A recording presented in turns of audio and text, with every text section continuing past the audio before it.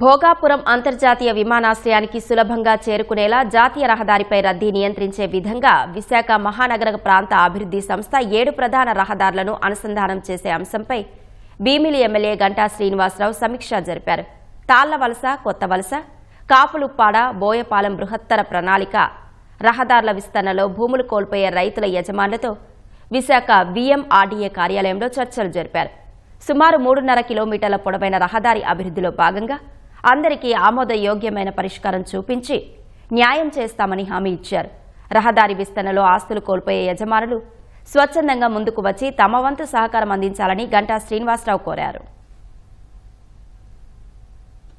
త్వరలోనే స్టార్ట్ కాబోతున్న అంతర్జాతీయ విమానాశ్రయం భోగాపురంలో రేపు జూన్ 26న టెంటివ్గా అది కమర్షియల్గా ఆపరేషన్ స్టార్ట్ అవుతున్నాయని చెప్పినది మనకున్న సమాచారం. వన్స్ ఎయిర్పోర్టు కమర్షియల్గా ఆపరేషన్ స్టార్ట్ అయితే ట్రాఫిక్ అనేది ఒక ప్రధానమైన సమస్య. దాదాపు అన్ని రోడ్లు కూడా ఒక యుద్ధ ప్రాతిపదిక మీదుగా వర్క్ అవుతూ ఉన్నాయి.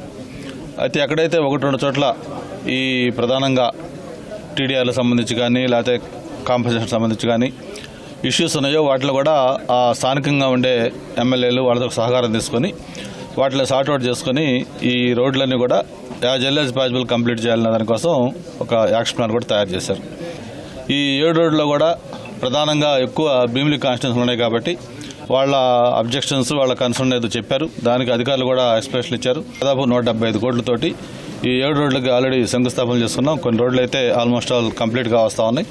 1-2 రోడ్లకు సంబంధించి చిన్న అబ్జెక్షన్లు ఉంటాయి. అవి కూడా సార్ట్అవుట్ చేసి త్వరలోనే బై మార్చి ఆర్ ఏప్రిల్లో అన్ని రోడ్లు కూడా కంప్లీట్ చేసి ఎయిర్పోర్ట్ స్టార్ట్ చేయడానికి ఈ 7 రోడ్లు కూడా అందుబాటులో తేవాలన్నదే ప్రధాన లక్ష్యంతో ఈ మీటింగ్ పెట్టుకోవడం జరిగింది.